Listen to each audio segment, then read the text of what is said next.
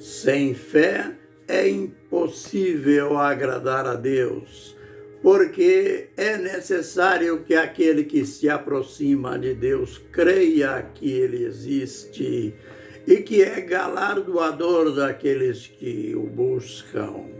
Aos Hebreus 11, verso 6. Ministério Pão Vivo, vem comigo para mais um capítulo dentro das lições que estamos aprendendo sobre a justiça de Deus. Esta justiça que é a razão de nossa vitória, esta justiça que é o cerne do Evangelho. Estamos falando isto baseado na própria palavra de Deus. Aos Romanos 11, 17. O apóstolo, após declarar que o desejo dele era pregar o Evangelho não só em Roma, mas em todas as partes do mundo, ele havia dito: ai de mim se não pregar o Evangelho. Então ele declarou: porque não me envergonho do Evangelho, pois é o poder de Deus para a salvação de todo aquele que crê, primeiro do judeu e também do grego. E ele foi mais longe, porque no Evangelho se descobre a justiça de Deus. Aliás, se descobre de fé em fé a justiça de Deus. Como está escrito, o justo viverá da fé. A gente já aprendeu que a razão, aliás, a justiça de Deus que se descobre no Evangelho é o fato de que, se crermos em Jesus, nós somos salvos. Através dos tempos, os tempos se passaram e surgiram as religiões. E surgiram tantos ismos, e os homens se enveredaram por tantos caminhos. Quando Jesus ensinou, ele, que é a base, que é o fundamento, que é o caminho, ele declarou: eu sou o caminho, não um caminho. Eu sou o caminho, a verdade e a vida. Ninguém vem ao Pai senão por mim. Então, aí está a base.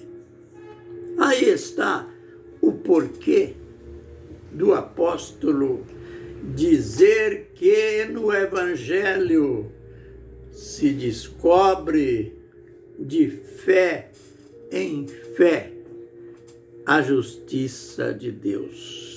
Do começo ao fim, a justiça de Deus. Como a gente já viu logo nos versos seguintes, o apóstolo começa a descrever a situação caótica do mundo, tanto do mundo passado como o mundo presente. Aliás, a situação presente é consequência da situação passada. Ele começa dizendo: do céu se manifesta a ira de Deus contra todos os homens que detêm a verdade pela injustiça. E então ele continua mostrando. Ele acaba mostrando coisas coisas que eu diria vergonhosas, mas coisas que o homem pratica e sempre praticou. Não caia naquela mania da maioria dos cristãos de dizer: que mundo perverso, a iniquidade, as iniquidades se multiplicaram conforme Jesus anunciou. Não se esqueçam de quando Jesus anunciou que a iniquidade, que o pecado se multiplicaria. Jesus não estava dizendo sobre o tempo comum do mundo. Ele estava falando de uma era singular. Esta sim é futura. Jesus estava falando, já que é o sermão profético, Jesus estava falando do tempo do fim. Mas a quantidade da qual a iniquidade aumentou foi no passado, no presente, e a gente se assusta, porque aqui, nessa descrição que o apóstolo Paulo faz, ele mostra aqui certos tipos de pecados que a gente fica assombrado diante da situação, da intensidade deles, diante da perversão, diante da imoralidade, diante da idolatria. A gente descobre que foi Deus que entregou os homens, entregou as mulheres a certos tipos de práticas. Iremos aprender que, infelizmente, entre os cristãos, porque, sejamos conscientes, os cristãos gostam de um debate, gostam de uma briguinha, gostam de uma contenda.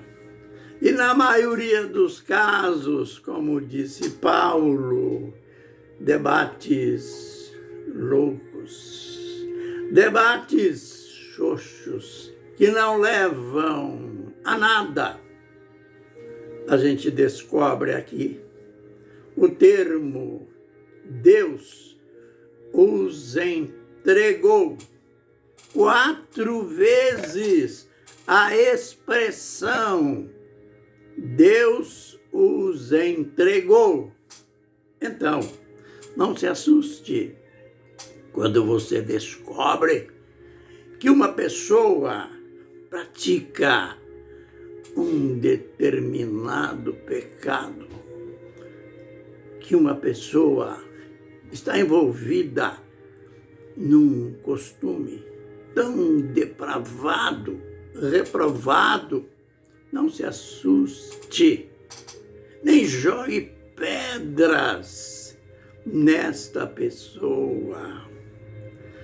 Este pecado, esta situação, é o resultado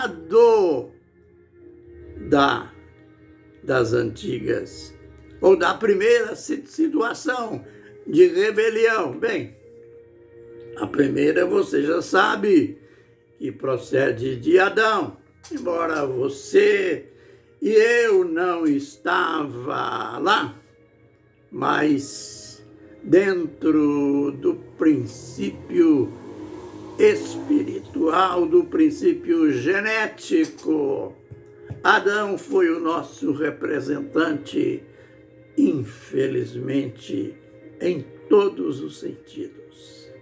E a gente vai ver aqui, nesse texto de Romanos, você sabia qual que é o pecado pai ou o pecado mãe de toda a perversão que existe na terra, de toda a imoralidade. Qual que é o pecado? Mãe, é a idolatria. É a idolatria que gerou todo tipo de pecado, todo tipo de corrupção, de imoralidade que existe na terra. Começou com a idolatria. Você nota que o texto diz que os homens conheceram a Deus. Os homens tinham razões de sobra para conhecer a Deus. Conheceram, porque Deus se revelou a eles. E eles escolheram, ao invés de dar glórias a Deus, de agradecer a Deus, começaram a adorar, ao invés de o Criador, a criatura. Este é um princípio de idolatria.